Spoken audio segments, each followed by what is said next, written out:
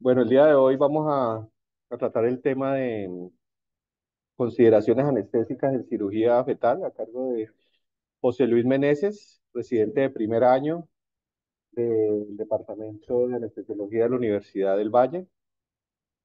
Como siempre, la dinámica será, él presenta el tema y posteriormente nosotros hacemos los comentarios, preguntas y discusiones. Contamos con la presencia del doctor Delgado, perinatólogo, profesor del Departamento de la Universidad del Valle, profesor titular, ¿no? Un placer tenerlo acá, doctor Delgado. Al finalizar, el doctor Delgado también hará sus aportes. Empecemos, hermano. ¿Listo? Bueno, buenos días a todos, agradeciendo nuevamente al auditorio virtual y presencial su participación en esta actividad y dando continuidad a las actividades académicas del departamento. Como bien me presentó el doctor Caballero, vamos a hablar sobre cirugía y anestesia fetal. Siempre inicio mis presentaciones con un poco de historia. A la derecha tenemos el cuadro de la lección de anatomía del doctor Frederick Rush, ejecutado por Jan van Eyck en 1683, y básicamente lo que demuestra es el interés siempre vigente de la burguesía por los avances científicos e incluso las disecciones anatómicas. Vemos un grupo de cirujanos que lo que están estudiando es un mortinato con especial atención en la circulación feto-placentaria. Un par de consideraciones es que el doctor Rush, el señor que está dirigiendo la disección, acá no se logra apreciar muy bien, pero él tiene un sombrero que lo identifica como la persona que está en la cúspide académica en este momento. Sabemos un que sostiene un esqueleto también de un mortinato, se presume que es uno de los hijos del doctor Rush, y este cuadro es similar a la lección de anatomía del doctor Tulp de Rembrandt, que se hizo aproximadamente 30 años antes de esto. Entonces iniciamos con el derrotero de nuestra presentación, iniciamos con definiciones, vamos a hablar sobre la epidemiología, los cambios fisiológicos que ocurren en el embarazo, el feto como unidad de interés, vamos a hablar sobre medicina fetal, hablaremos sobre las consideraciones anestésicas, específicamente en cirugía abierta para mielomeningocele, tocaremos un par de consideraciones respecto a esta patología y concluiremos nuestra charla. Iniciamos entonces definiendo qué son los defectos congénitos y son anomalías estructurales o funcionales que ocurren dentro de la vida intrauterina y que pueden ser diagnosticados a nivel prenatal o postnatal. Estos defectos congénitos tienen una etiología multifactorial, es decir, dependen de factores genéticos y epigenéticos, y dependiendo del periodo de desarrollo donde se ejecute esta noxa, pues asimismo vamos a tener distintos tipos de defectos congénitos. Si la noxa se ejecuta durante el periodo de desarrollo embrionario, muy probablemente vamos a tener defectos congénitos mayores, que son aquellos que tienen implicaciones médicas y o sociales. Si la noxa se ejecuta durante el periodo de desarrollo fetal, vamos a tener muy probablemente defectos congénitos menores, que son aquellos que tienen implicaciones cosméticas y o estéticas. Respecto a la epidemiología mundial, una revisión comenta que en el 2019 se presentan 8.52 millones de casos de defectos congénitos con una mortalidad asociada de 0.55 millones.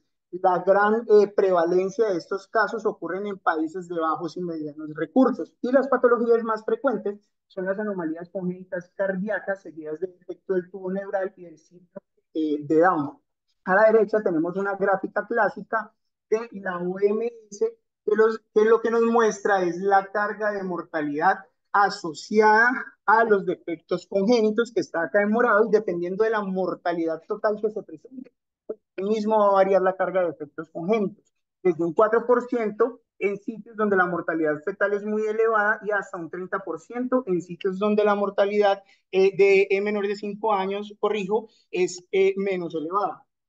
El Instituto Nacional de Salud nos entrega estas gráficas donde podemos evaluar un poco la epidemiología nacional. Vemos que desde el 2012 al 2023 hay un aumento en la prevalencia de los defectos congénitos. Muy probablemente sea por un esfuerzo aumentado en la detección y reporte de estos casos. Y a la derecha tenemos un mapa de calor de Colombia, donde observamos que los departamentos de Risaralda, Boyacá, Antioquia y Cauca son aquellos que tienen las tasas de prevalencia más elevadas, desde 600 a 500 casos por cada 10.000 nacidos vivos.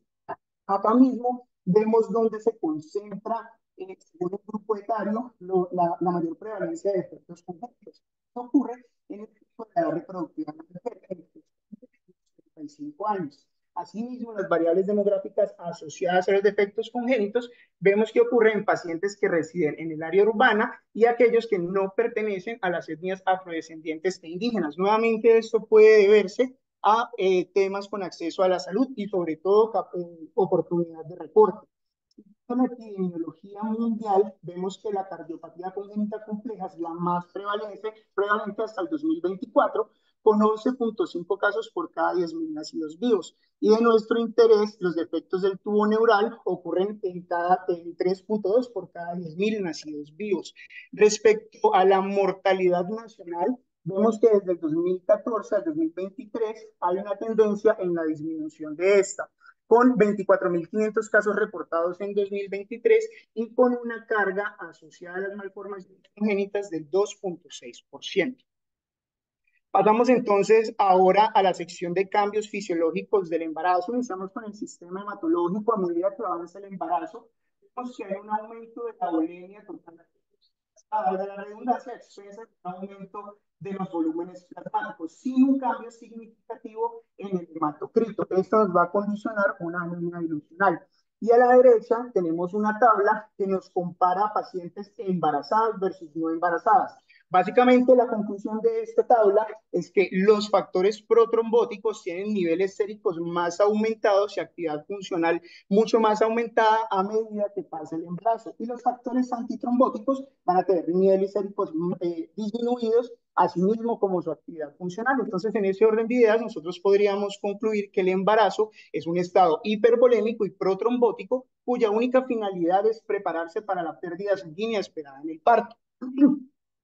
Respecto al sistema respiratorio, a medida que crece el grávido, este tiende a desplazar el diafragma hasta 4 centímetros de superficie visual, lo que va a disminuir la capacidad funcional residual en aproximadamente un 20%, compensándose con un aumento en la ventilación minuto hasta un 50%, secundario a cambios en el volumen corriente, lo que va a condicionar una alcalosis respiratoria. E incluso en la gráfica de inferior derecha podemos observar que hay un aumento en la tasa de extracción de oxígeno que se da hasta en un 20%. Respecto al sistema cardiovascular, conocemos entonces que el gasto cardíaco materno es un factor relevante para la perfusión uteroplacentaria. Entonces, a medida que avanza el embarazo, hay un aumento de este. Durante el primer trimestre va a ser dependiente del volumen latido. El segundo y tercer trimestre va a ser dependiente de la frecuencia cardíaca. Asimismo, vemos que la resistencia vascular periférica tiende a disminuir y esto en conjunto con el aumento del gasto cardíaco tiende a estabilizar la presión arterial. Ahora hay otra entidad que tenemos que reconocer, la hipotensión. Básicamente, una compresión mecánica extrínseca que se da por el útero grávido sobre los grandes vasos, sobre la cava, lo que va a disminuir el volumen latido y este se va a compensar por medio de la frecuencia cardíaca. Este es un resumen de todos los cambios fisiológicos que hay en el embarazo para nuestro interés, el sistema respiratorio, el sistema cardiovascular y el sistema hematológico. Y un dato adicional es que un segundo, un dato adicional es que hay una alteración o un cambio en el sistema nervioso, ya que las embarazadas requieren menores concentraciones de anestésicos volátiles, hasta en un 40%. Acá tenemos nuestra cavidad de el útero, un órgano intraperitoneal que está rodeado por peritoneo, tiene al interior una capa de miometrio y pues, en su parte más interna el endometrio. Va a estar irrigado por la arteria uterina, que va a generar la arteria arcuata, y esta a su vez va a generar la rama radial, que se divide a su vez en la arteria recta, que es la encargada de irrigar parte del miometrio y de la función más externa del endometrio. La otra rama más bien la otra división de la rama radial son las arterias espirales que se van a encargar de generar los capilares de la unidad de intercambio útero-placentario. Y si vamos a mencionar la placenta, tenemos que recordar que durante la primera semana es el periodo donde se da la implantación, que es cuando el blastocisto se anida en un polo uterino y por medio del sincito tropoblasto se va a anidar, ya que este va a generar una invasión progresiva del endometrio para lograr acoplarse.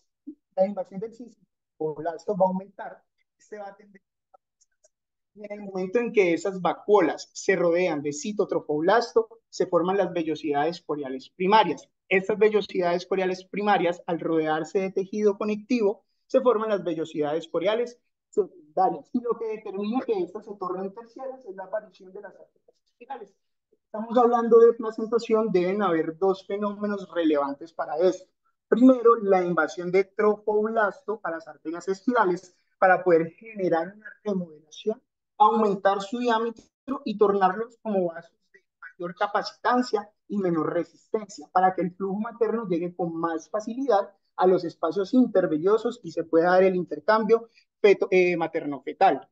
En los escenarios patológicos donde hay presentación gasto y la remodelación de las arterias espinales no se da, va a tornar a la placenta en un estado isquémico e tóxico, lo que va a generar que el cistotrofoblasto genere especies reactivas de oxígeno y citoquinas proinflamatorias que van a generar un daño sistémico materno generando pues distintas patologías.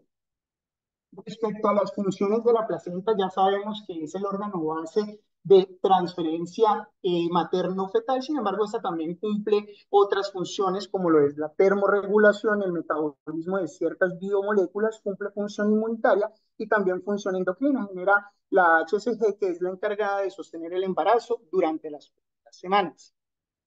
Y si estamos hablando de fisiología placentaria, tenemos que mencionar cuáles son los factores que condicionan el paso o no de ciertas moléculas a la placenta. Entonces, las moléculas que pesan menos de 1000 Daltons van a depender del gradiente de concentración transplacentaria, de la unión a proteínas, de la ionización que presentan y de la liposolubilidad. Por ejemplo, si tomamos el oxígeno, este es un gas que va a estar regido por la ley de Fick, que básicamente lo que no, de lo que se basa es el coeficiente de solubilidad de la sustancia, el grosor de la membrana, el área disponible para intercambio y la superficie que hay para intercambiar. En términos prácticos, los medicamentos que pueden pasar la barrera transplacentaria son los anestésicos volátiles, las benzodiazepinas y la atropina. Y aquellos medicamentos que no pueden pasar son los relajantes musculares, tanto no despolarizantes como despolarizantes, además del glicopirrolato y la heparina no fraccionada y la insulina. A la izquierda vemos un cuadro de resumen que básicamente vuelve a repetir que los medicamentos que definitivamente no pueden pasar la barrera transplacentaria son los bloqueantes neuromusculares y medicamentos como el glicopirrolato. Y a su derecha van a observar un cuadro donde se muestra la tasa de paso transplacentario, bueno, materno-fetal. Entonces, a su interés, lo que vean las tasas de los opioides, morfina, fentanil y fentanil. Entonces, vemos que tienen una distribución algo errática que varía desde 1.16 hasta 1.2. En ese orden de ideas, no podemos garantizar unos niveles séricos, una concentración adecuada fetal, solo administrando medicamentos a la madre. Esto va a ser la piedra angular para las intervenciones que nosotros vamos a hacer más adelante. Y respecto al flujo uterino, debemos tener en cuenta cuáles son los factores que nos pueden disminuir este suceso.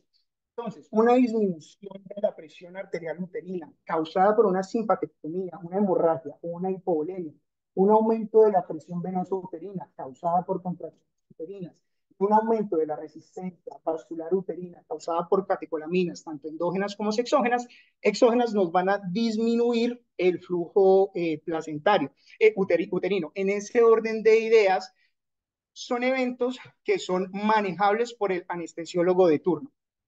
Hablando de fisiología fetal, recordemos que la volemia del feto es de aproximadamente 110 a 160 mililitros por kilogramo, pero la mitad de esta volemia se encuentra en la placenta. El miocardio fetal tiene una baja distensibilidad, por lo tanto, los cambios de precarga no van a ser tan efectivos para modificar el gasto cardíaco. El gasto cardíaco depende de la frecuencia cardíaca. En ese orden de ideas, el gasto cardíaco combinado, es decir, de ventrículo derecho y ventrículo izquierdo, es de aproximadamente 425 a 550 mililitros por kilogramo por minuto. Y el feto tiene un mecanismo inmaduro de protección frente a los eventos hemorrágicos, ya que el hígado secreta factores de coagulación y este además tiene capacidad para metabolismo fármaco. Y los pulmones fetales van a estar secretando constantemente fluido, aproximadamente 100 mililitros kilogramo día, fluido que va a ser deglutido o va a ser excretado hacia el líquido amniótico por la boca. Vamos a hablar de circulación fetal.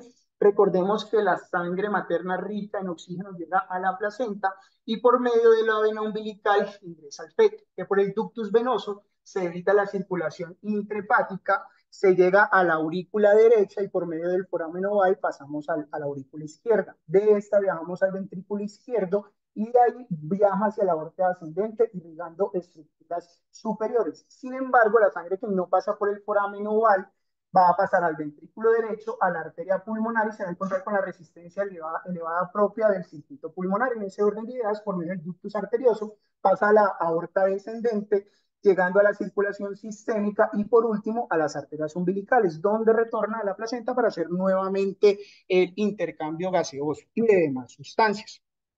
Esta es entonces ya cuando hablando pues de el feto como unidad de interés, una diapositiva clásica donde se define por medio de la Asociación Internacional del Estudio del Dolor qué es exactamente el dolor. Entonces, textual, es una experiencia sensorial y emocional desagradable asociada a una lesión tisular real o potencial o descrito en términos de tal daño. Que los dolores agudos tienen un papel de protección biológica para evitar una noxa y los dolores crónicos son más asociados a estados morbosos o patológicos. Entonces, la pregunta que nosotros debemos resolver, ¿puede el feto sentir dolor ante una noxa o un estímulo quirúrgico? Bueno, tengamos esa pregunta ahí y vamos a definir qué es la nocicepción.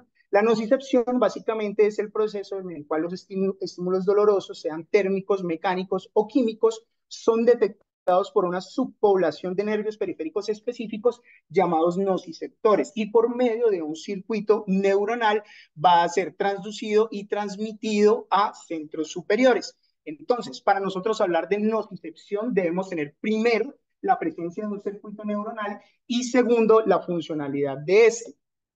Entonces, ¿puede el feto tener ese proceso de nocicepción? Vamos a revisar entonces cuáles son los neuronal fetal. Vemos que los receptores cutáneos periféricos se desarrollan entre la semana 7.5 a la semana 15.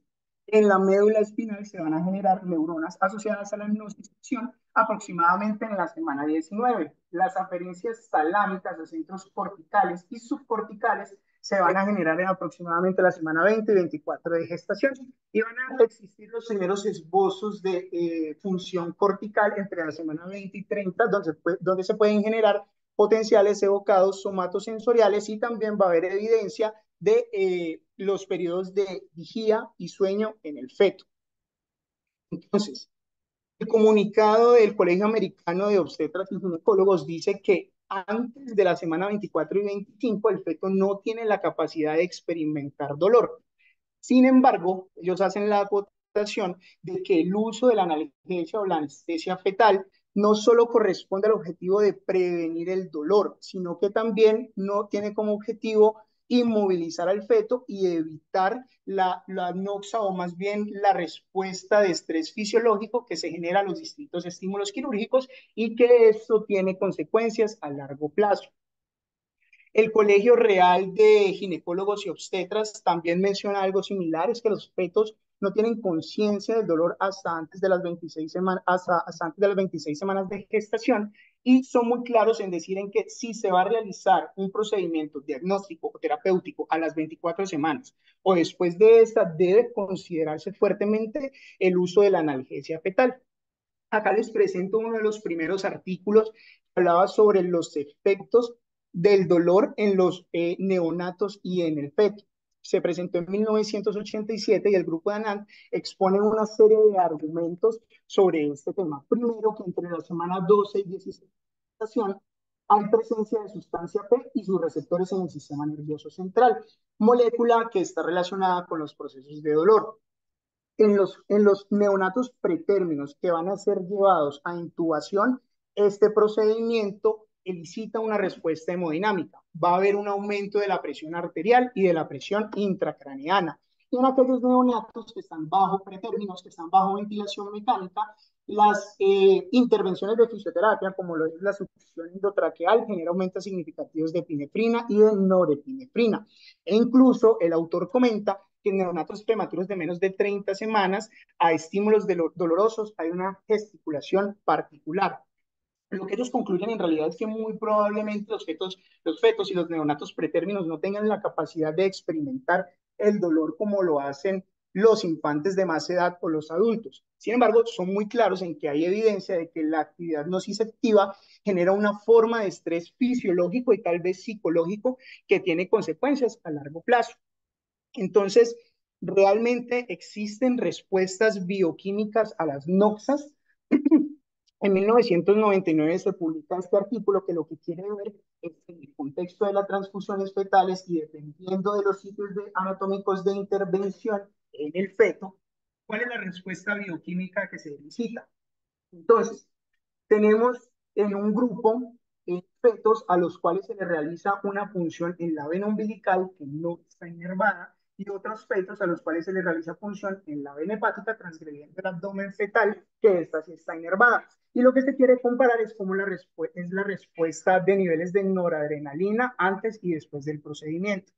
Antes del procedimiento, en los pacientes a los cuales se les puncionó la vena umbilical, y después de este no hay un delta marcado. Sin embargo, en aquellos pacientes a los cuales se les funciona la vena hepática, pues los niveles de noradrenalina tienden a aumentar hasta un 196%, e incluso se miden los niveles de endorfina que aumentan en un 590% y el cortisol en un 183%. Entonces, tomamos el dato de que sí hay una respuesta bioquímica a las noxas. Ahora, ¿realmente hay una respuesta hemodinámica a las noxas?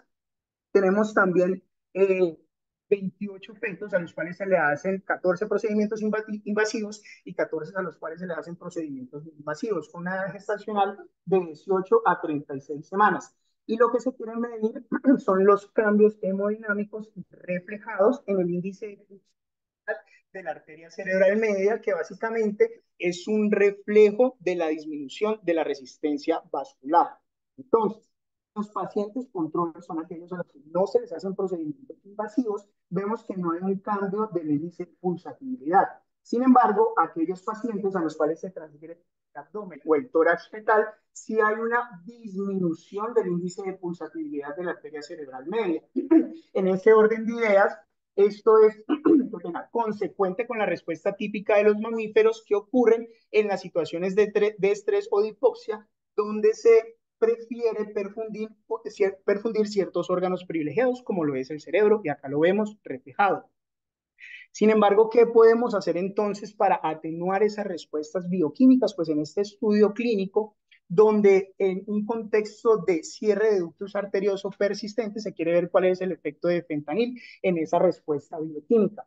A todos los pacientes, a los 16, se les dio anestesia con óxido nítrico y tubocurarina. Sin embargo, hay una diferencia donde se genera un brazo a los cuales se les da fentanil y otro brazo a los cuales no se les da fentanil.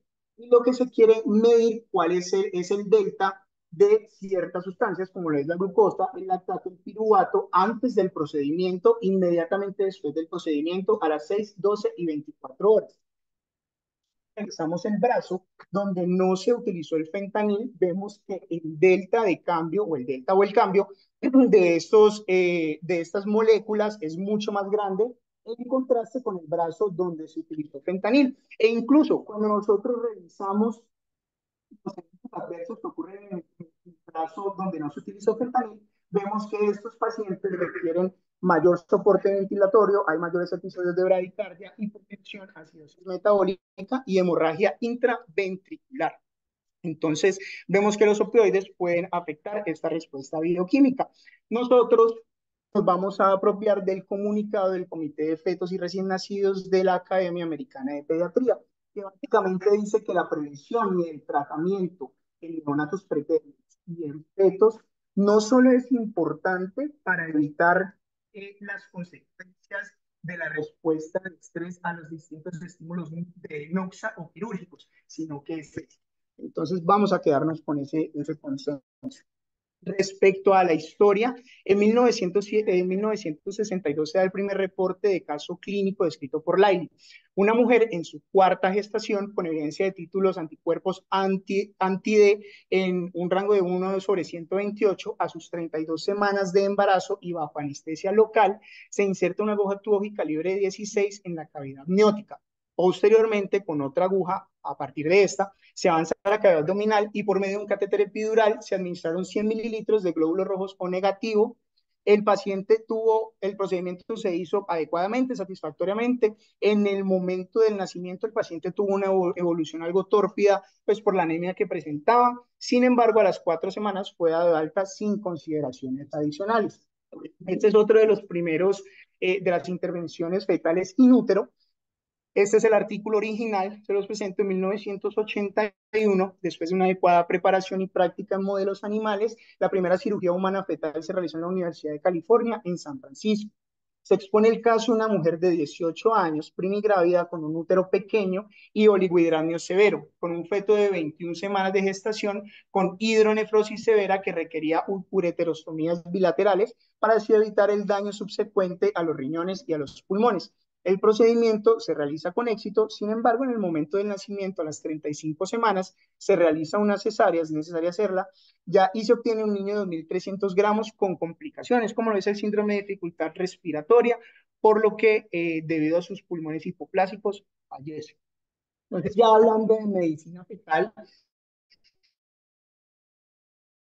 fetal es el tamizaje, el diagnóstico y el tratamiento. Nosotros vamos a jugar con las probabilidades y vamos a seleccionar aquellos pacientes que tienen factores de riesgo donde probablemente se pueda generar una afectación fetal. Con los estudios adecuados vamos a diagnosticar condiciones que amenazan la vida o el desarrollo subsecuente postnatal y vamos a escoger muy bien cuáles son las patologías que se pueden tratar in útero que van a tener un mejor desenlace que si se tratan en el periodo postnatal.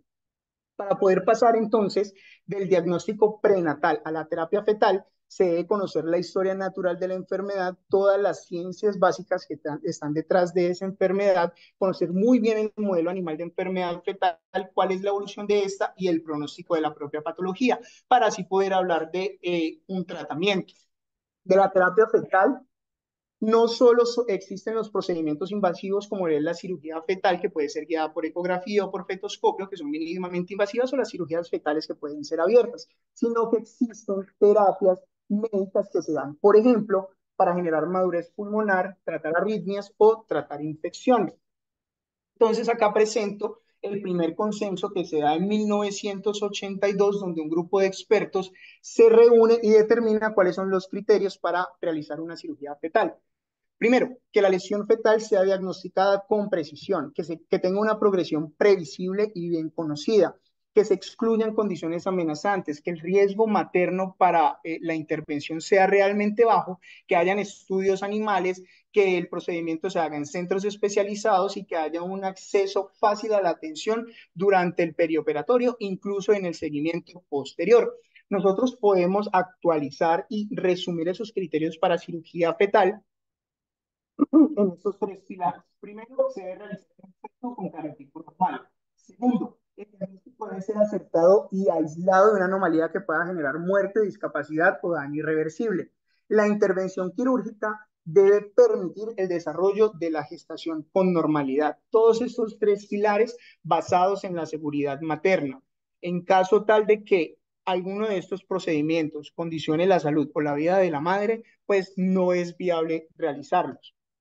Cada centro especializado debe tener protocolos de decisión clínica donde en conjunto de múltiples especialidades y distintas disciplinas se definan qué patologías van a ser llevadas a terapia in útero. Y recuerden que podemos realizar terapias combinadas. Para distintas patologías se pueden hacer terapias invasivas y no invasivas.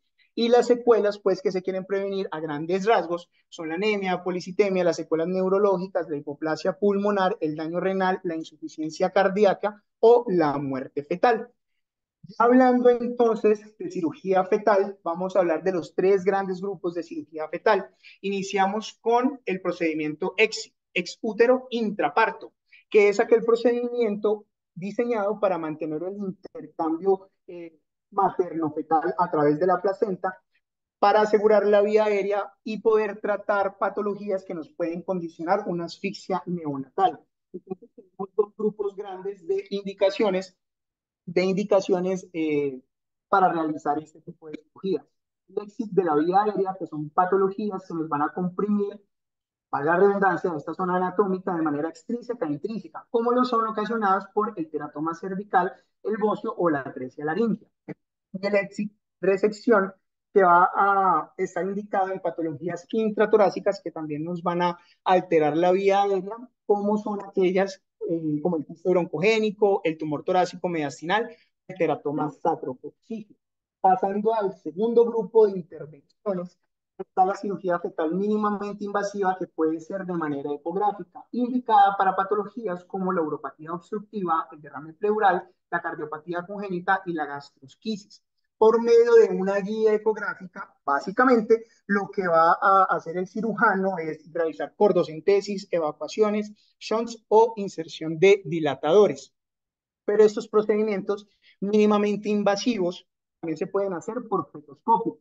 Sin embargo, hay que sopesar cuál es el beneficio y cuál es el riesgo de esto. A pesar de que sean intervenciones que generen un acceso y una invasión mínima y tengan una alta resolución en su campo, pues también pueden condicionar una rotura de membranas con todas las consecuencias que nosotros ya conocemos. Además de que faltan protocolos específicos y estrictos para poder realizar este tipo de intervenciones, lo cual torna a estas operaciones un campo de investigación bastante atractivo. Está indicado, por ejemplo, en las bandas amnióticas, corioangioma y las hernias diafragmáticas. Y como último, tenemos a la cirugía fetal abierta, que a grandes rasgos, vamos a ahondar un poco más después, es un procedimiento donde se hace una exteriorización del útero, se expone el feto o no, y luego se realiza una histerografía y se devuelve todo a la cavidad. Hablando un poco de consideraciones anestésicas, específicamente para la cirugía abierta para mielomeningocele, vamos a hablar sobre la evidencia que nosotros tenemos para poder indicar ciertas actividades anestésicas e incluso quirúrgicas. Nosotros dependemos en realidad de casos, series de casos y consensos de expertos. No tenemos de una amplia revisión sistemática o de metaanálisis para poder, digamos, recomendar ciertas intervenciones. Sin embargo, hay unos objetivos anestésicos claros que van a ser mantener la seguridad materna y minimizar sus riesgos, mantener la circulación fetoplacentaria y la oxigenación fetal, garantizar condiciones quirúrgicas dependiendo del procedimiento quirúrgico, esto controlando el tono uterino y como ya revisamos los argumentos, proveer una anestesia fetal adecuada. Teóricamente, cualquier medicamento dado en las dosis necesarias y durante el tiempo necesario puede ser teratógeno. Sin embargo, la FDA saca un comunicado que dice que las exposiciones únicas y cortas a los anestésicos en realidad no genera alteraciones a nivel neurocognitivo en el feto ni en los niños, ni siquiera en la madre. Entonces, revisemos entonces categorizados la gran mayoría de medicamentos anestésicos que nosotros utilizamos. Si vemos, están en la categoría B y C, que son relativamente seguros y que el beneficio pues supera el riesgo del uso de estos. Sin embargo, un segundo.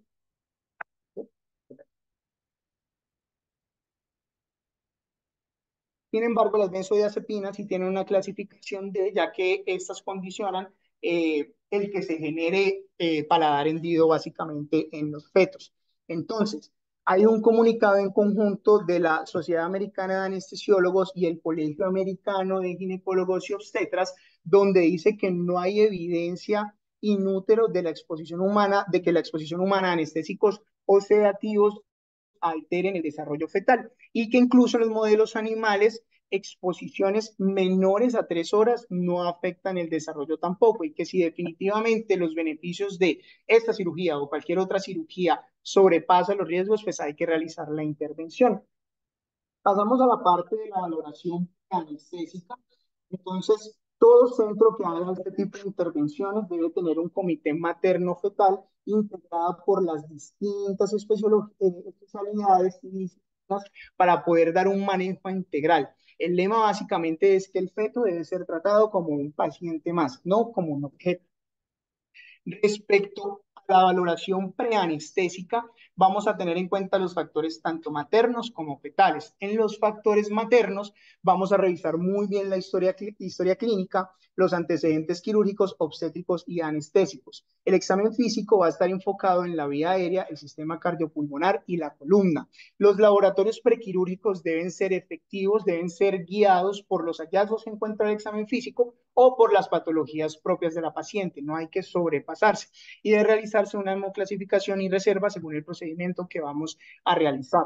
Respecto a la valoración fetal, debemos tener en cuenta todos los estudios imagenológicos y los estudios genéticos que me descartan una cromosopatía. Debemos tener frecuente la frecuencia cardíaca fetal basal, la función cardíaca, el peso fetal aproximado, esto para la dosificación de los medicamentos y sí o sí debemos reservar una unidad de glóbulos rojos O negativa y citomegalovirus negativa. Las pautas de ayuno en realidad son las mismas que se van a utilizar para cualquier paciente que se va a llevar a una anestesia general. 2 horas para líquidos claros, 4 horas para leche materna, 6 horas para leche no humana o comida ligera y 8 horas para comida grasosa, frita o carne. Respecto a la preparación de materiales que nosotros vamos a hacer, es de conocimiento que los pacientes con espina bífida tienen mayor prevalencia o mayor incidencia de presentar eventos adversos moderados o severos a la exposición al látex. En ese orden de ideas, la doctora Meneses expone una guía donde dice que incluso en los periodos prenatales, en los periodos donde se va a corregir la espina bífida, todos los procedimientos deben hacerse libre de látex, a pesar de que esto genere un costo mayor en la institución. Ya hablando del periodo intraoperatorio y la preparación de la paciente, vemos acá a la izquierda una imagen donde se está realizando toda la monitoría materna. La madre debe tener una monitoría ASA básica, una monitoría invasiva por medio de un catéter intraarterial, debe existir el analizador de gases, monitoría de la conciencia y monitoría de la relajación muscular. Tenemos dos alternativas para brindar anestesia en estas pacientes. La primera es la anestesia general con un catéter epidural lumbar alto en L1 u L3 para la analgesia epidural. Sin embargo, en patologías que contraindican el uso de anestésicos volátiles, como lo es la hipertermia maligna, se podría utilizar una anestesia regional o general sin agentes volátiles y con una alta dosis de nitroglicerina. Ya vamos a ver por qué. La paciente debe ser manejada con secuencia de inducción rápida, ya que las pacientes embarazadas se consideran como estómago lleno. Se debe utilizar el videolaringoscopio para asegurar una efectividad de intubación mucho mayor, ya que las maternas se catalogan como una vía aérea difícil. Se debe determinar la posición de la placenta y el feto y se deben utilizar los antibióticos profilácticos y la tromboprofilaxis según la guía del centro donde se va a realizar la institución. Respecto a la preoxigenación, debe hacerse de una manera adecuada. Recuerden que tenemos distintos métodos y que la manera más objetiva para poder asegurarnos de que está bien la preoxigenación es buscar una fracción expirada de oxígeno mayor al 0,9. ¿Esto por qué? Porque las maternas también están catalogadas como pacientes que tienen un tiempo de apnea seguro mucho más disminuido en contraste con la población general. Respecto a las consideraciones de la inducción, en este estudio lo que se hace comparar es qué tan diferente es la concentración 50 de propofol que se necesita para la inducción en pacientes no embarazadas y en pacientes embarazadas.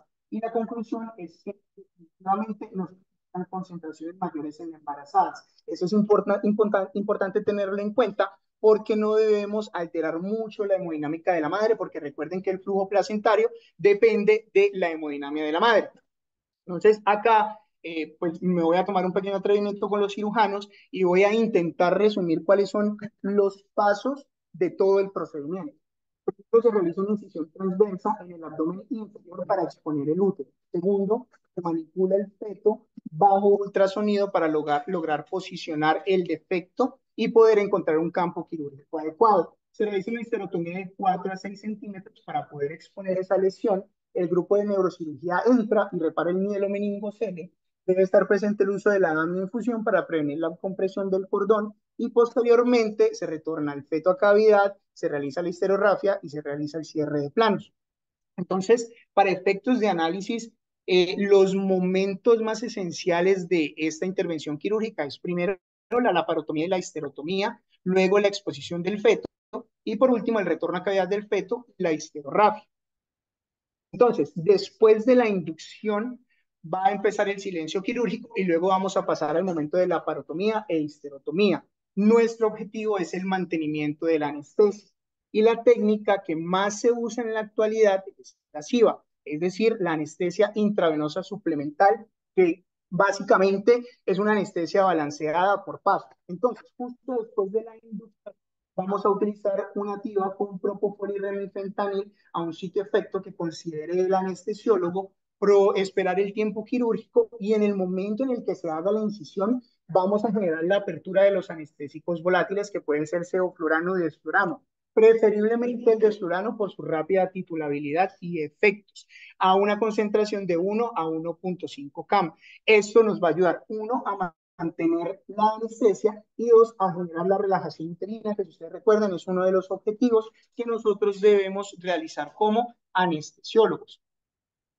Acá vemos un estudio in vitro que muestra que efectivamente los anestésicos volátiles, dependiendo de la dosis que lo utilicemos, van a disminuir tanto la frecuencia como la amplitud y la duración de las contracciones del miometrio in vitro. Entonces, un ejemplo, si nosotros nos paramos en la amplitud del control utilizando el florano, vemos que es de aproximadamente 2.6 centímetros. A medida que aumentamos el imán, que este va disminuyendo. Lo mismo con los otros parámetros que se están midiendo en este estudio. Pero entonces nos preguntamos, aparte de que el desflurano es rápidamente titulable, entonces de todos los gases que nosotros tenemos disponibles, ¿cuál es el que tiene un mejor perfil topolítico? Bueno, esa respuesta ya está acá, porque tenemos unos pacientes controles y otros a los cuales se les aplica sevoflurano, desflurano, isoflurano y alotano. Entonces, si ustedes siguen la curva conformada por triángulos, que es la curva de desflurano, vemos que tanto la tensión de contracciones disminuye más significativamente a medida que nosotros aumentamos la concentración de este gas.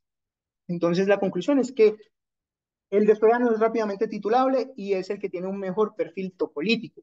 Pero entonces recordemos que los anestésicos volátiles también nos alteran la función cardiovascular tanto materna y también tiene alteración directa en la parte cardiovascular fetal. Entonces, ¿qué podemos hacer nosotros para poder disminuir esos efectos cardiovasculares nocivos? Entonces, acá tenemos un estudio donde en pacientes a los cuales se llevó a reparo de mielomeningocele, van dos brazos, inhala, básicamente los hallazgos de este estudio muestra que se utiliza en promedio menos desflurano, se necesita menos desflurano y la exposición a este gas es mucho menor en los pacientes que se utiliza el remifentanil como coadyuvante. Ahora, yo les mencioné la técnica SIVA, pero en la realidad esto sí funciona. Entonces, acá tenemos un estudio donde también lo que hace es comparar pacientes a los cuales se les da anestésicos inhalatorios dosis y la SIVA como se los menciona y luego la apertura de los anestésicos. Entonces, los resultados de este estudio es que en los pacientes en los cuales se les da anestesia inhalatoria total, debe alcanzar una concentración de 2 a 2.5 MAC para no solo mantener la anestesia, sino para encontrar una adecuada relajación uterina. En contraste con aquellos pacientes que se utilizan pasiva, sí se requiere aproximadamente de 1 a 1.5 MAC para, uno, mantener la anestesia y dos, generar relajación uterina.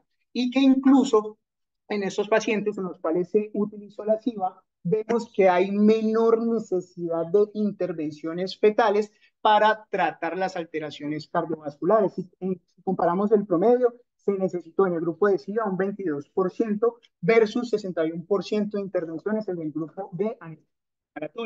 E incluso los hallazgos del estudio anterior también pueden entrar en este estudio donde vemos que el uso de desflorano y la concentración total de desflorano fue mucho menor en los pacientes en los cuales se utilizaba SIVA.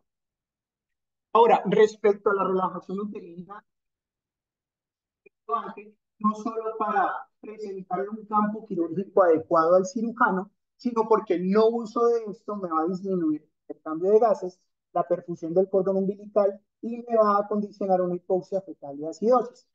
Entonces nosotros tenemos una disposición de medicamentos políticos donde, como ya lo mencioné, los anestésicos volátiles que se pueden utilizar de 2 a 3 MAC solo con el riesgo de depresión cardiovascular. La nitroglicerina, que está indicado en bolos de 100 a 200 microgramos endovenoso o una infusión de 15 a 20 microgramos kilogramo minuto. Estos son los medicamentos que principalmente vamos a usar en el intraoperatorio. Los AINES, el nifedipino, el sulfato de magnesio y el atosiban usualmente se utilizan en el posoperatorio, pero también puede haber cierta indicación para utilizarlos en el intraoperatorio, pues con cuidado de los efectos adversos propios de dichos medicamentos. Las metas intraoperatorias que nosotros vamos a tener es básicamente el manejo activo de la temperatura, vamos a utilizar líquidos tibios, vamos a utilizar calentador de líquidos, vamos a mantener una variación de aproximadamente el 10% de la presión arterial de la inducción, previa a la inducción, vamos a mantener una presión arterial media mayor a 65 milímetros de mercurio, una normocapnia entre 28 a 32 milímetros de mercurio, una frecuencia cardíaca materna entre 60 y 100 latidos por minuto, y el manejo de líquidos tiene un enfoque restrictivo. La literatura puede ponerlos entre 500 a 1500 mililitros, sin embargo, hay otras literaturas que nos permiten el uso de hasta 2 litros pues, de líquidos. Pasamos al siguiente momento, que es el momento de la anestesia fetal, es decir, el momento en el cual se expone el feto. Lo primero es que debemos monitorizar al paciente con, qué pena, oximetría de pulso, frecuencia cardíaca fetal y debemos utilizar el ecocardiograma intraoperatorio intermitente. Para la anestesia vamos a generar un compuesto de fentanilo de 10 a 20 microgramos kilogramo intramuscular, bucuronio de 2.5 miligramos kilogramo intramuscular o becuronio 0.1 a 0.1 miligramos kilogramo intramuscular. Como estos medicamentos tienden a bradicardizar al paciente, también lo vamos a combinar con atropina de 10 a 20 microgramos kilogramo intramuscular. Esta mezcla no debe exceder los 2 ml de volumen total. Y para anotar, la preparación de estos debe ser estéril, debe estar antes de iniciar el procedimiento y se deben preparar 2 dosis para garantizar tanto una anestesia fetal adecuada durante el tiempo que dure la intervención. Ahora, ¿cómo se justifica el uso del ecocardiograma seriado en el intraoperatorio? Acá tenemos unos reportes de casos de reparos de mielomeningoceles pacientes en los cuales presentaron eventos cardiovasculares, asistolia, bradicardia, disfunción ventricular que requirieron intervenciones. Entonces nosotros sabemos que si estos escenarios se identifican de manera temprana, pues asimismo la respuesta a las intervenciones del paciente va a ser mucho, mucho mejor.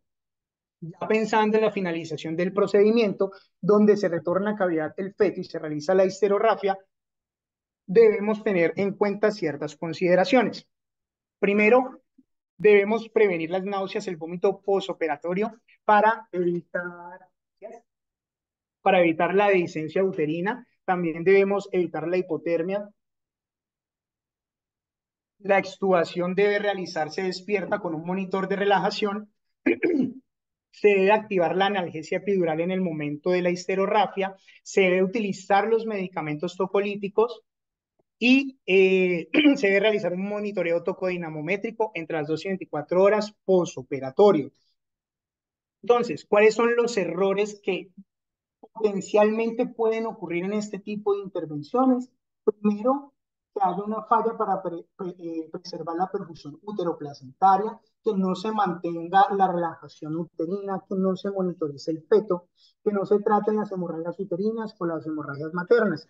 En este artículo lo que nos muestran son las distintas intervenciones que puede hacer el anestesiólogo para evitar y contrarrestar estos eventos en el momento en el que se presenten.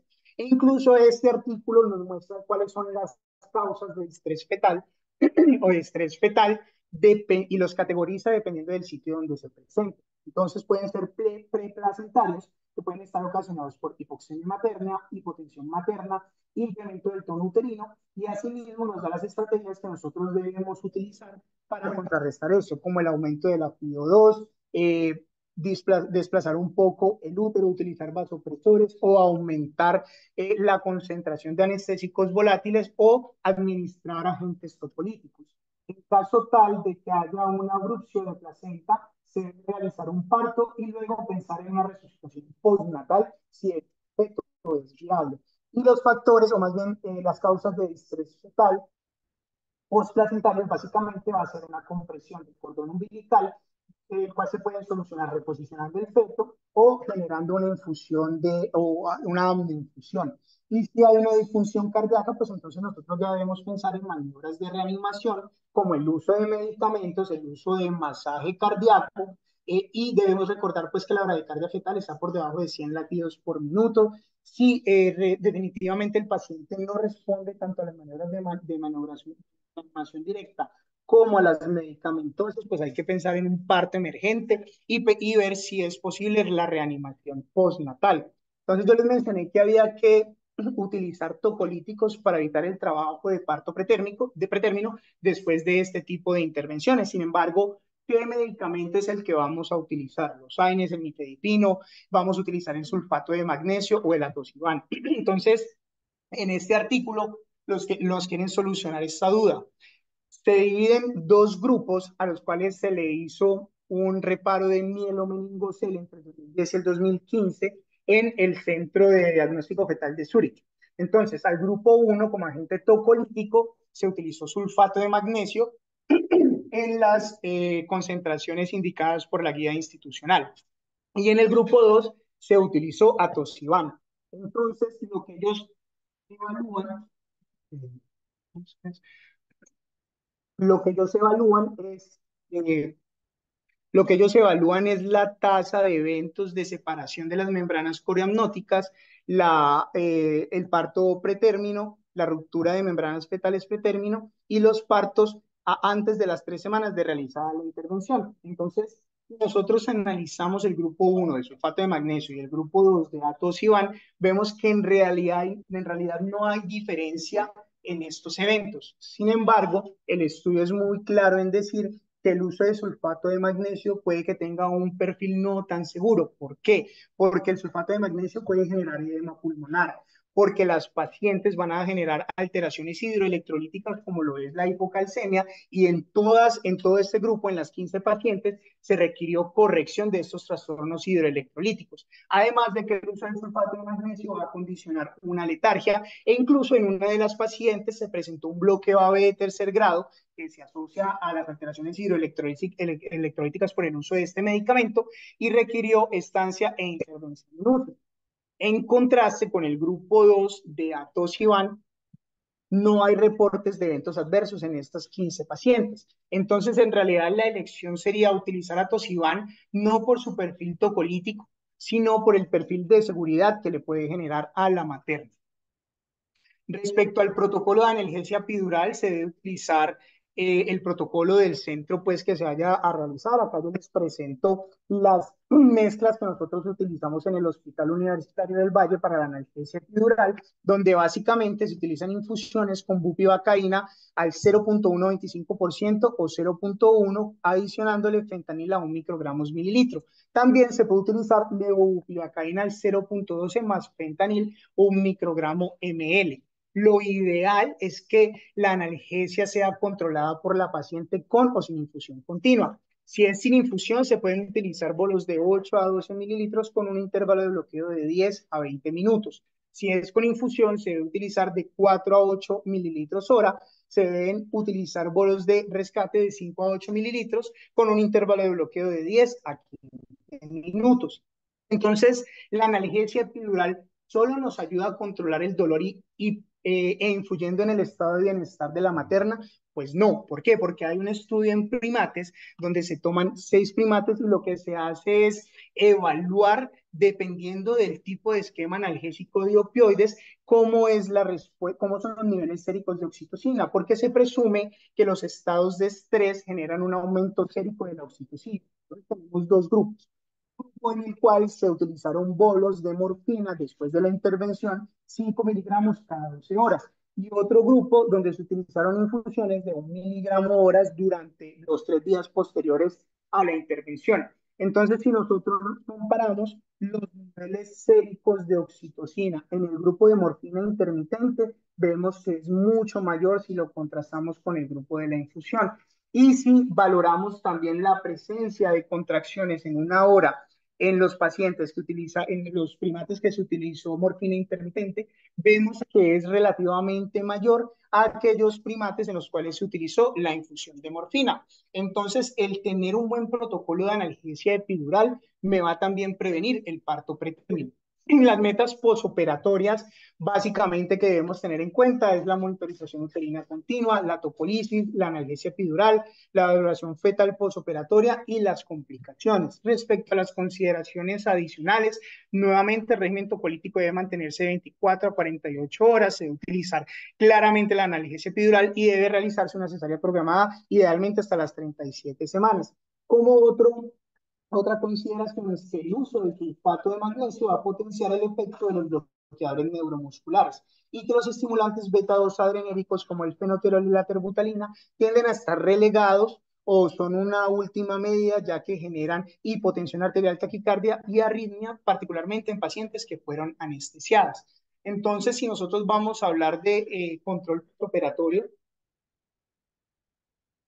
pues debemos hacerlo de la manera más efectiva posible. Entonces, este estudio retrospectivo, después de intervenciones de fetoscopia, ojo, lo que hace es evaluar el cuidado tradicional versus los protocolos ERAS. Entonces, si nosotros vemos en el protocolo ERAS, a la materna se le permite tomar líquido después de 2 horas de la cirugía, se mejora un poco el esquema analgésico, incluso se utiliza anestesia regional. Entonces, los resultados de esta publicación, que es de un grupo de Cincinnati, muestra que el protocolo de disminuye la estadía de hospitalización en contraste con el cuidado usual.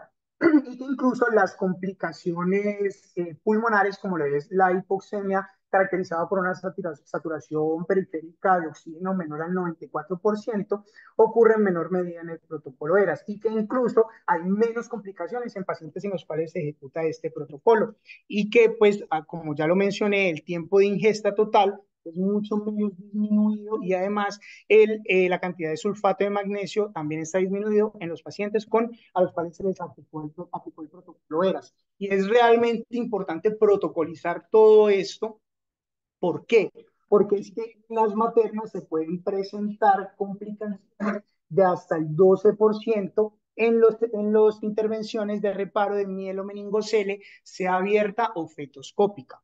E incluso nosotros ya valoramos pues los desenlaces respecto al embarazo, pero hay unas consecuencias no relacionadas al embarazo, como dolor abdominal, requerimiento de intervenciones ginecológicas, menorrea e incluso síntomas psicológicos. Entonces no es solo pensar en ese periodo, sino realmente pensar en el bienestar de la materna a largo plazo.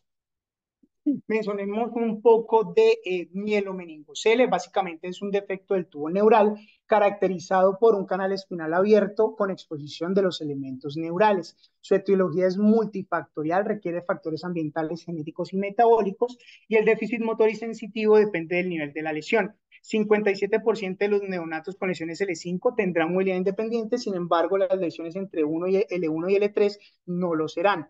La mayoría de pacientes desarrollan alteraciones de control de esfínteres, alta carga de morbilidad, ya que 80% de los pacientes generan hidrocefalia subsecuente con requerimiento de una derivación ventrículo-peritoneal. Entonces hay unos factores de riesgo muy bien establecidos para esta patología. Sin embargo,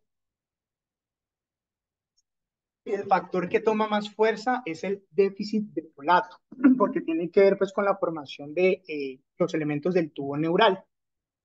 Y las consecuencias no solo son médicas y físicas, sino que también hay unas implicaciones psicosociales. Por ejemplo, pues pacientes van a tener una mayor dificultad para integrarse, para conseguir trabajo, para educarse, para conseguir pareja y obviamente eso también va a tener consecuencias emocionales. Es decir, es un círculo vicioso. Y el costo de tratamiento total de un niño con mielomeningocele durante toda su vida va a ser de aproximadamente $600,000, de los cuales $222,000 van a estar relacionados con cuidados médicos directos. El resto del dinero está relacionado con los cuidados psicosociales que se le deben dar a este tipo de pacientes. Acá les muestro el estudio MONS, que básicamente es la piedra angular de la intervención prenatal del mielomeningocele. Lo que se quiere comparar son los desarrollos a corto plazo, a 12 meses y a 30 meses a nivel funcional de los pacientes que son intervenidos en momentos prenatales y en el momento postnatales. Este estudio se diseñó aproximadamente en el 2002. Se aleatorizaron hasta 100 gestantes en cada brazo y lo que se quería evaluar eran los desenlaces de compuestos de muerte fetal o neonatal, requerimiento de derivación ventriculoperitoneal a los 12 meses y a los 30 meses. Sin embargo, este estudio fue tan exitoso que tuvieron que frenarlo a las 30 semanas, pues porque los resultados eran muy caros. Entonces iniciamos con la población que se toma, vemos que tenían un embarazo de aproximadamente 23 a 24 semanas en el momento de la aleatorización y la edad de las maternas era entre 20 y 30 años, como para tener en cuenta. Entonces, en aquellos pacientes a los cuales se le realizaba intervenciones prenatales, se había ciertos resultados como separación de las membranas coreamnióticas, ruptura de membranas prematura o trabajo de parto pretérmino.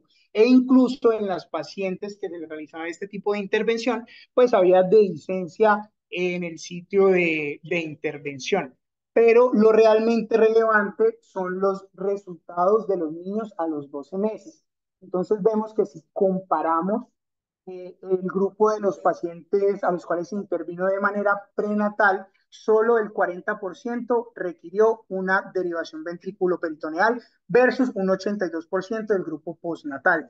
En el grupo prenatal hubo una herniación de algún tipo de aproximadamente el 64% versus el 96% en el grupo de intervención postnatal.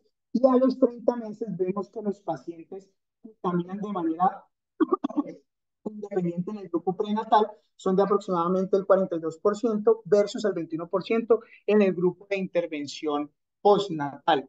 Acá les presento una revisión sistemática donde lo que se quiere comparar es qué tipo de intervención es mucho más adecuada respecto a los resultados del embarazo. Entonces, esta revisión sistemática básicamente nos dice que en términos de parto pretérmino, oligohidramnios, ruptura prematura de membrana, natal, el realizar estas intervenciones abiertas es mucho mejor. Bueno, entonces no todo es academia en la Universidad del Valle, sino que nosotros llevamos esta academia a la realidad. Entonces, la Universidad del Valle, en conjunto con el Hospital Universitario del Valle, el día 10 de abril, realizó la primera intervención inútero de corrección de mielomeningocele. Estos son todos los titulares que aparecieron pues, en los principales medios periodísticos. En ese orden de ideas, acá les presento al grupo que estuvo a cargo de esta intervención. A la derecha tenemos el grupo de las distintas especialidades: neurocirugía, los instrumentadores quirúrgicos, perinatología, ginecólogos y obviamente acá a la izquierda les presento el grupo de anestesiólogos que estuvo presentes en el caso. El doctor Castillo, el doctor Londoño, el doctor Caballero y el doctor Benítez fueron los encargados del caso. Para concluir, luego entonces, primero el cuidado anestésico requiere tener en cuenta la fisiología materna y fetal, la patología que llevó al procedimiento, la cirugía y cómo estos factores interactúan en la salud del feto y la madre. Es mandatorio y ético el uso de anestesia fetal en los procedimientos invasivos y quirúrgicos. Se requiere una planeación meticulosa con la participación de múltiples especialidades y disciplinas durante todo el periodo perioperatorio y el establecimiento de protocolos de manejo perioperatorio es esencial para obtener adecuados resultados maternos y fetales. Y la reparación del mielomeningocele en el periodo prenatal tiene beneficios a corto, mediano y largo plazo a nivel médico y psicosocial. Y finalizo con este gráfico pues, que demuestra cómo son los procedimientos que nosotros realizamos, un gráfico que se realizó especialmente para esta conferencia. Y me despido entonces con esta pequeña reflexión. Aquellos que nacen bendecidos con más dones que otros tienen que usarlos para hacer el bien tanto para el mundo como para la gente. El deber de los que nacen con más habilidades es ayudar a los que son menos afortunados. Con esta gran responsabilidad se debe llevar un buen propósito. Y esto es todo. Muchas gracias.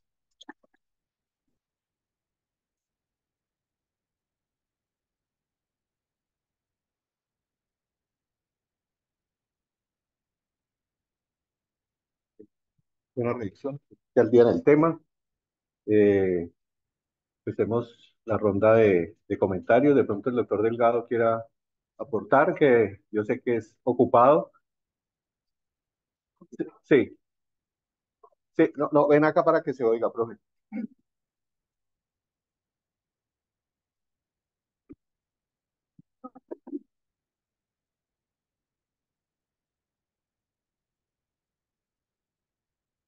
¿Dónde me ando?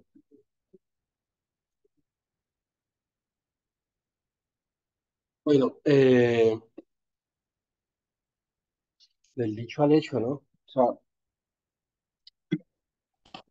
yo le diría a mi hija guau y re guau. O sea, estoy súper impresionado. Ya conocía parte de la presentación, pero hoy estoy a que no quiero ni moverme de ahí. Quiero que la vuelva a repetir, después le doy otra vista. Sí, porque, claro, están todos los aspectos que constituyen una actividad en medicina pura y dura, muchachos. Eh, si ustedes tomen un minuto para hacer la reflexión de todo lo que comentó, todo lo que dijo, lo preparó él. Yo solo le dije, vamos a mirar la forma de la presentación. La verdad es que la última vez a hoy, el muchacho no ha dormido. Usted no ha dormido hoy, estoy seguro. ¿Sí? Y no durmió porque o tenía la presentación o tenía que hacer algunas cosas. Uno de los libros que estoy leyendo se llama Buda, por Deepak Chopra. Y quería traerles esto, ¿no? Hay una hormiga que lleva una termita muerta en las mandíbulas. O sea, le pusieron a presentar cirugía y anestesia fetal, semejante termita. La hormiga se encontró con un obstáculo en su camino, que era un guijarro grande. E intentó, el obstáculo es 5 veces su tamaño y lleva una carga que pesa 2 veces más que ella. Intentó y se cayó, volvió a intentar y se cayó. Entonces, personas que lo estaban viendo, entre ellas, pues Buda, Siddhartha Gautama, la que lo acompaña dice, qué tonta es, debería dar un rodeo. Y Buda le dice, los poderosos no dan rodeo. ¿Crees que una hormiga es tan poderosa? El muchacho ignoró el tono burlón y le dijo, ella lo cree y eso es lo importante. Yo creo y eso es lo importante. Eh, Esa es la primera, pues, mi forma de pensar. Lo segundo es ya el tema. Pues es apasionante desde las diferentes especialidades, pero es mucho más apasionante todas las especialidades conjugadas, manejando la patología, todos por los otros, cada uno por los otros y todos por todos. Es la foto donde estamos todos, es un mundo de gente, ¿no? Claro, también llegaron unos, como en los matrimonios llega gente que no tiene nada que ver ahí, pero bueno, querían conocer, querían saber qué pasaba, querían saber cómo estábamos, querían acompañarnos, querían darnos el apoyo y eso es. Y hoy en el retrospectivo uno dice, quiero más, quiero otra, parece simple, ya estamos programando los protocolos para las otras cirugías fetales y obviamente será para las otras anestesias, para las otras soportes psicoafectivos, para las otras, cada especialidad, cirugía pediátrica, para las otras, lo que tiene implícito todo lo que ustedes vieron de cirugía fetal. Y termino diciendo, el tercer punto es, ayer y hoy, o antier y hoy, el Evangelio sobre la parábola del sembrador. Un sembrador tira su siembra y alguna cae sobre un terreno donde no se cultiva, otra donde no hace raíces, otra donde hace raíces pero no son tan fuertes y otra el mejor terreno. Ustedes deciden qué terreno son. Ustedes deciden cuánto toman de esto. Detrás del gran esfuerzo que la ha hecho, ustedes deciden qué tipo de terreno quieren ser. Esa semilla, ustedes son los que deciden en qué la convierten. Y aquí en una hora estoy viendo, hay 111 diapositivas nada más, nada más. Así que felicitaciones a todo el grupo y adelante con el proyecto que tengan adelante. Es lo único que me toca decir como profesor. Muy entusiasmado. Muchas gracias.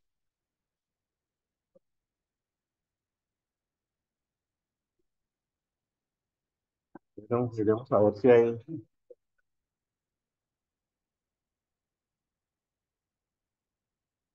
algún, algún comentario. Tanto Juan Guillermo, que estuvo en el caso directamente. Si quieres, ven acá. Ven acá para que oiga.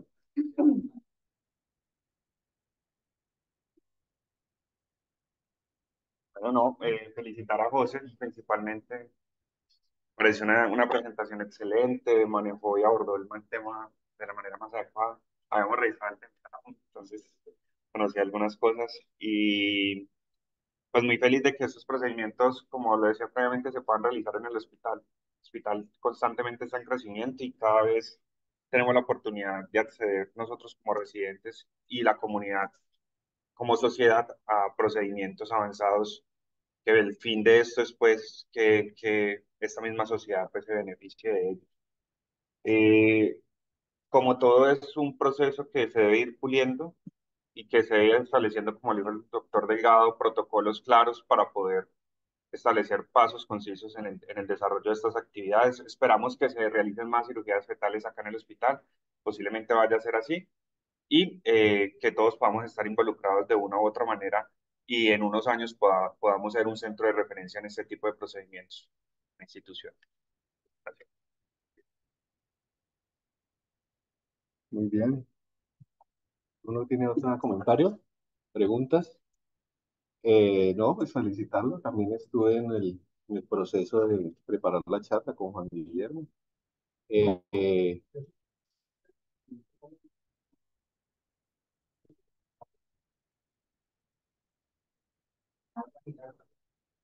la doctora Carreño.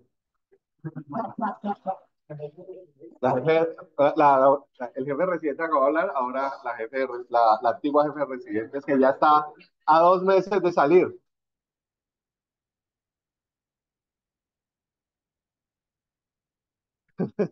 Sí, en unas palabras.